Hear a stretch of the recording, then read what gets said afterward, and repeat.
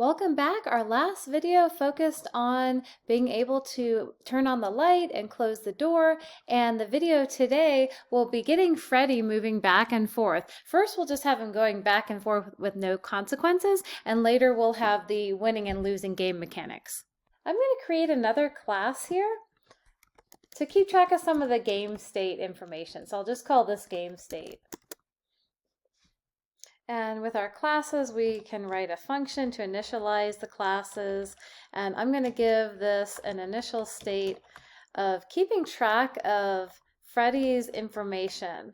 So I'll do a timer because eventually we're going to need to keep track of how often Freddy needs to move. The X position, I'm just going to leave the Y position for Freddy the same the whole time. I'll just hard code it. And then we'll set the X position to the middle of the screen for the beginning. And then sometimes Freddy will be going left, sometimes right. So I'm going to have a variable for Freddy's direction. And I'm going to say negative means go left, and positive means you're going right. So we'll add more to that game state class later, but for now, let's just create an instance of that, and we'll use it in main. In draw window, we want to draw Freddy. So I added a line to draw the Freddy image at that game position with the Freddy X and hard-coded the Y to be 100. Later, I'm not always going to display Freddy last, but I want to make sure he'll be displayed on top of the door and the light button and everything else for our debugging. Now in main, I'll go ahead and I'm going to do something that's not going to work first, and then I'll fix it and show you why. So if we want to update Freddy's position, and add something on. Let's add on 10 every time Freddy moves. But it's going to be multiplied by the game direction because sometimes Freddy's going to the left and sometimes to the right. And then every once in a while we'll check less than negative 60, meaning part of his body is actually off the screen. If Freddy's going too far to the right, then it's time to switch directions. So we'll say Freddy's direction multiplied by -1 to switch directions. Okay, this, I said it wasn't going to exactly work the way we want to, and you'll see why. So we will get Freddy displaying to the screen. Oops, unless I made a typo. Let's see if, instead of game, I have fame there. So tiny typo. Let's try that again. We are going to be moving Freddy, but I actually, the position I put that, I have to move my mouse or touch the trackpad to make Freddy move. And the reason is that where I've put this. So I've put it inside of the for loop where we're checking for the user interacting with the keyboard events. I don't want that there. I want to pick all 3 of those lines and de-indent those. There's still going to be issues, but now it's a different issue. So this time I won't need to use my mouse or my trackpad to move Freddy. But now Freddy is frantically moving way, way, way too fast. And that's because of the speed of this game. It's not updating every second. It's updating more times than that. So we're going to make some small changes to the code. We need to get the clock involved. So I'm going to go over to main.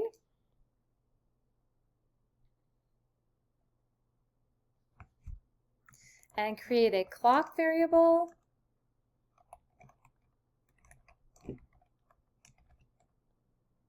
And I also want to update that Freddy timer. And that'll tell me the point in time when Freddy should start moving.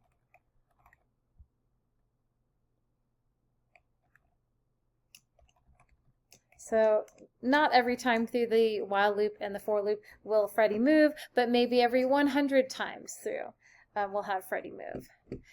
Inside of that while loop, let's just get the current time. We're going to need it not only for Freddy's movements, but we're going to update the clock on the wall to tell us when we made it to 6 a.m.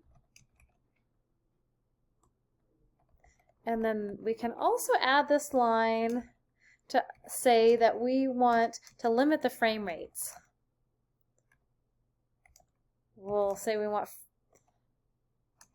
60 frames per second. All right, now down here, right around where we would normally be moving Freddy, let's actually see, have we gone through this loop 100 times? If we have, then we can go ahead and move Freddy. Otherwise, let's just keep Freddy where he is. So I'm going to check and say if the current time is greater than the Freddy time to move, the Freddy timer, then we'll go ahead and do these lines. And then if we do move Freddy, let's set the next time that we expect Freddy to move. So we'll reset that timer. All right, let's try running that. I think we'll be happier with those results than we were with the last time. Yes, that looks much better. He's moving, and we can put the light on. We could put the door if we see him. But the problem is he's being drawn in front of the light and the door. So now that I'm pretty confident with his movement, let's change where we're drawing him. So we go back to the code. If we draw him here, he's going to be drawn last. So I'm going to comment that out because sometimes if he makes it in the room, we would want to draw him there. Otherwise, we're going to draw him earlier. So I'm going to move that Freddy display line before I'm displaying the door on the left and the right. Let's also display the office graphic, and we'll just put it at 150, 100, and let's see how that looks. And I'm going to turn both the lights on, so we can see Freddy coming. When we see him, that's when we want to close the door so he can't get in. And he's coming to the other door, so it's looking pretty good. I'm going to add a random number element to randomize his movements because right now it's quite easy to figure out where he's going to be at any given time. At the top of your program, you're including the random module. And then we can say, let's generate a random int between, and you can change the 20 and make it something smaller if you want Freddy to be more random, or larger if you want him to be more predictable. So if we pick 0 out of our random numbers, then we're going to switch directions. So Freddy's direction is going to be switched. So he'll just go the opposite direction. And now we'll run this and see. Oh yeah, he's changing his mind about which direction to go. Right now it's pretty easy to beat this game because there's nothing stopping you from just closing both doors and leaving them closed the whole time. And now Freddy's not going to make any progress even if he makes it over to that door, which it looks like he's headed there now. So we need to add a concept of running out of power and not being able to turn on the lights or open the door or close the door anymore.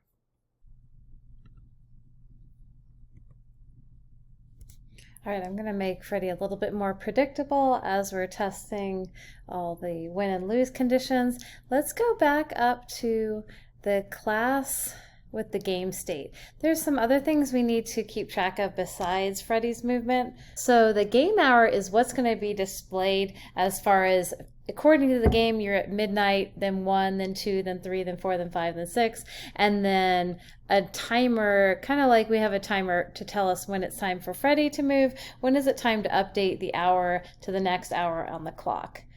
And then we'll add a couple more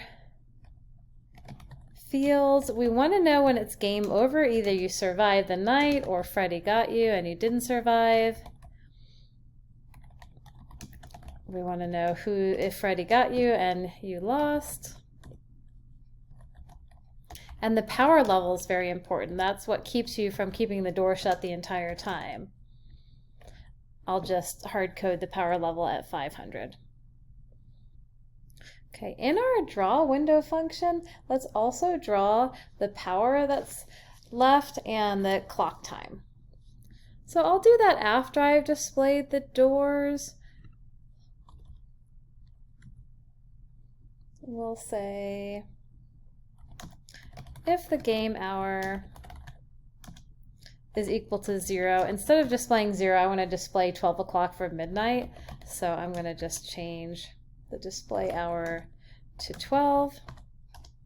Else, the hour you're going to display is going to be the same as the game hour. I'll make another variable.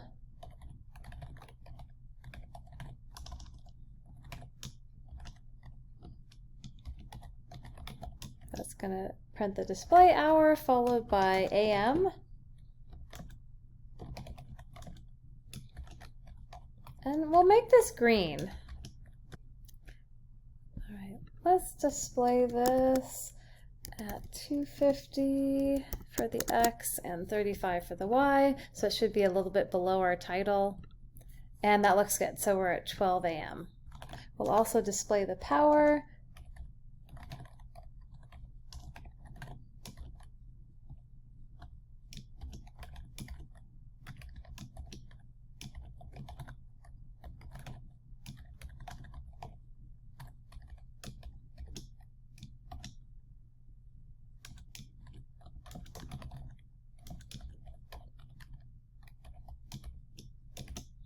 And I did a cast to an int because I don't want to have, your power is 33.5678. I don't want to have a decimal place. So we're going to change it to an int.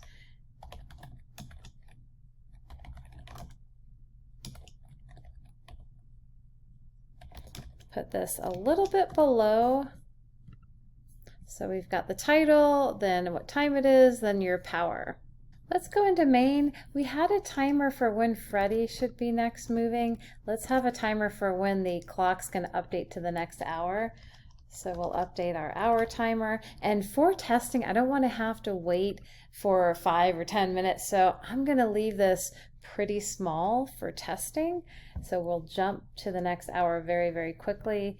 And then down here, we're going to check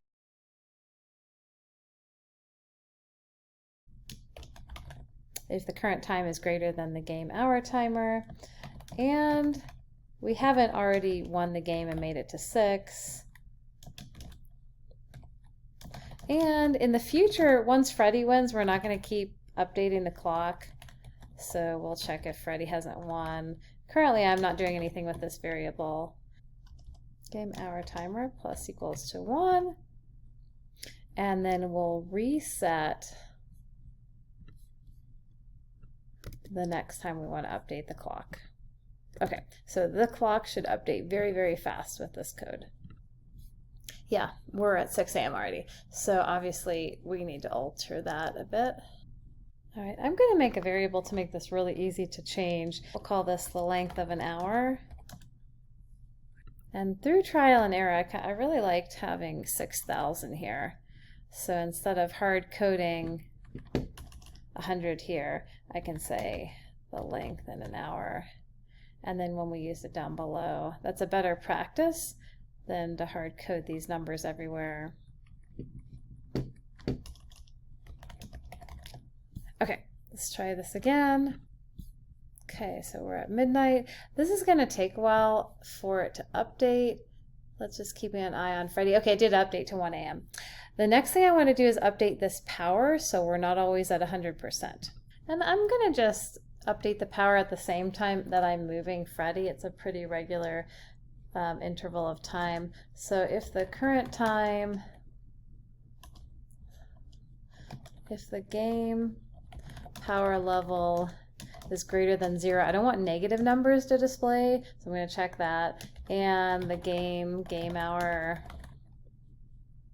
is less than 6, then let's go ahead and update our power level. So we'll say if door 1 is open, if it's open, then we don't update the power, but if it's closed, then we do. So we'll say the power level, and you can play around with this number here. I just tried 2, and that seemed to work really well. And we're going to clone this for door 2.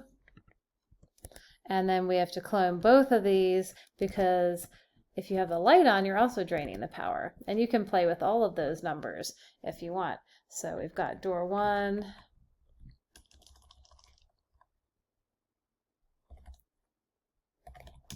If the light's on, and this time if it's true, then we want to drain power. And for door 2, if its light is on, you need to drain the power. So it's possible that you're going to go in all 4 of those if statements.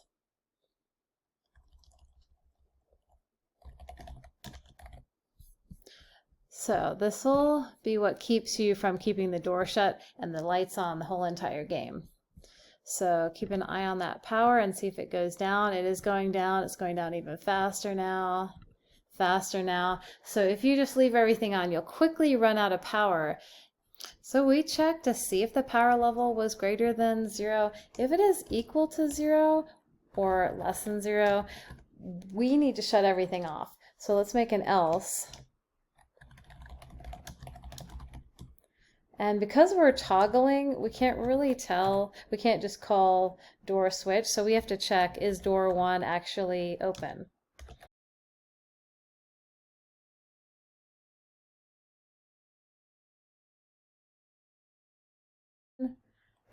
Door switch. The same thing for door 2.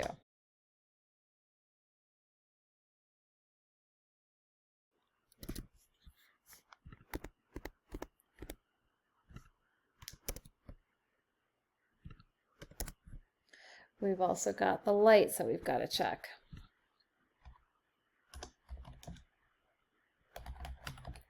So if the light is on, we've got to switch it off.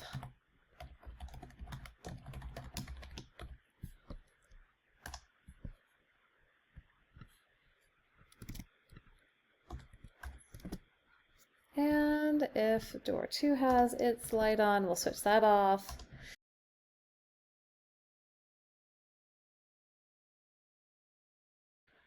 Just to be on the safe side, I'm going to say at this point, instead of displaying any negative numbers, let's just set that power level to 0.